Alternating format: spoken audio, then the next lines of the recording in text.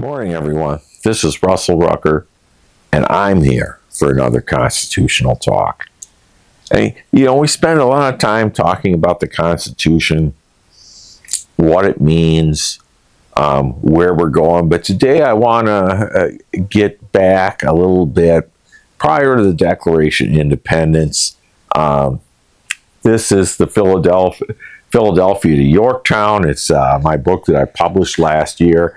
And I just like to read a small passage to you today. This is a section dealing with when they were working on the Declaration. The commissioners have mistaken the nature of the revolution as past. And what they're talking about is the resolution of Richard Henry Lee, which made the original motion for independence. The general be empowered to employ to Canada many Indians not exceeding 2,000. It was not meant to confine the limits of General Schuyler and other commissioners. We must, however, stop raising the Mohican and the Stockbridge Indians as soon as possible. One of the matters before Congress is whether to establish a troop of horses or not. So much time here is consumed by either independence or defense. England drew the sword, and we are left to defend our land to our best need and preserve our name and our liberty. Each day we gather, meet, and adjourn. I look forward each day to the adjournment, so we can then meet over a fine dinner where things are less pressured. Today is no different. At the city tavern, we were served duck and basil soup. We mingled for some time, enjoying a saucer of coffee as we waited. This is written as if John Adams is speaking.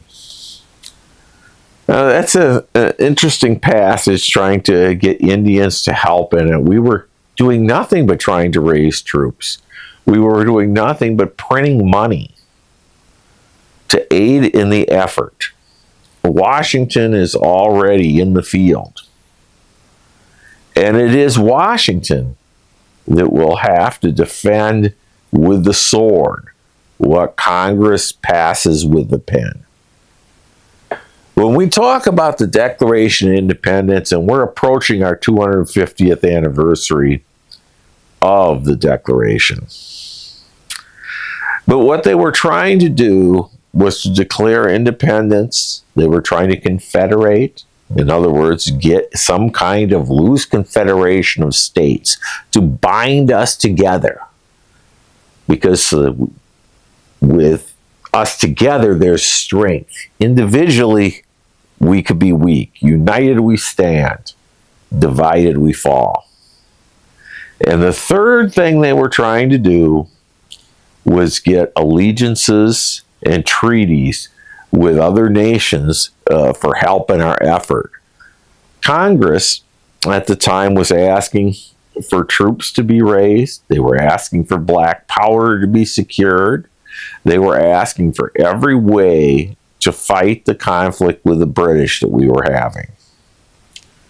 By now, it's 1776. The common sense has been written. It's inflamed the colonies. It's ripped through them. The revolution has already occurred in the minds of the men. Those that were not for independence the previous year had been replaced by the individual colonies to push through the idea of a declaration. Where some were recalled and replaced, others that were for it stayed.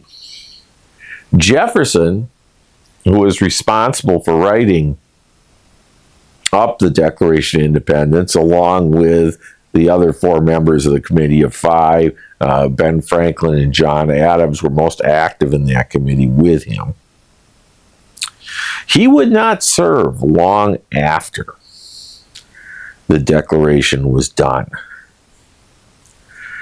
The members in Congress wanted to replace Richard Henry Lee because they thought he was a radical.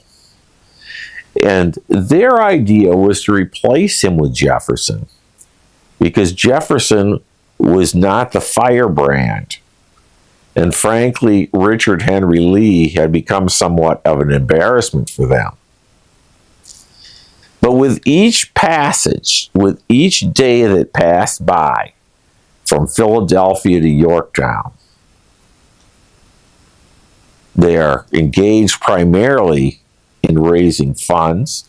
They're dealing with imprisonment of prisoners.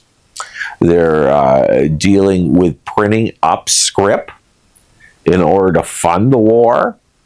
They're dealing with raising revenue, funding revenue, getting ships together, even getting the flag done.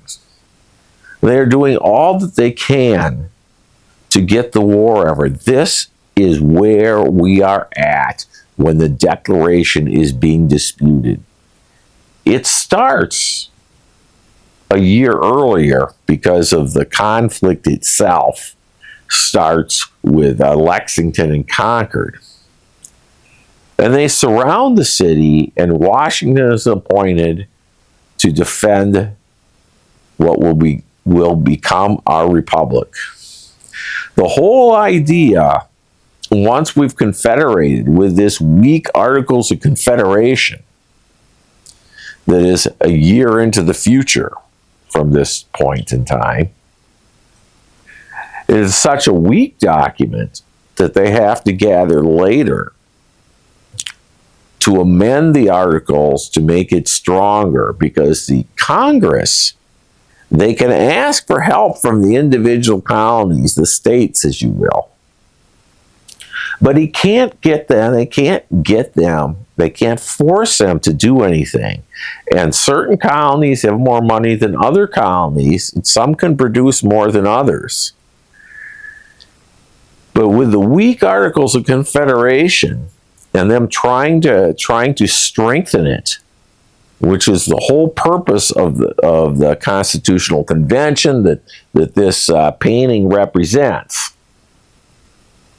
is to strengthen our government.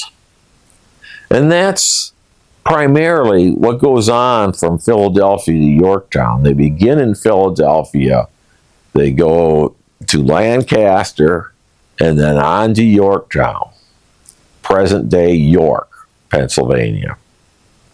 And they are working towards setting up a government and defending the country. Liberty is important.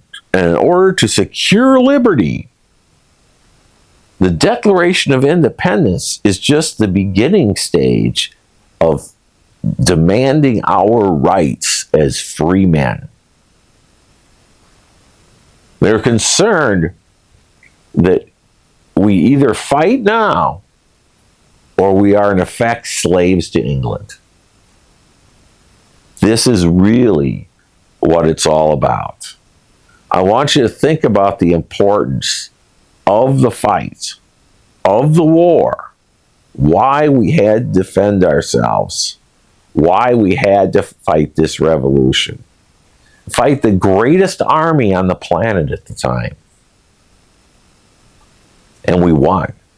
We won because of the determination of the men in the field, because of the sacrifice of Washington and his men. That, my friends, is what's important.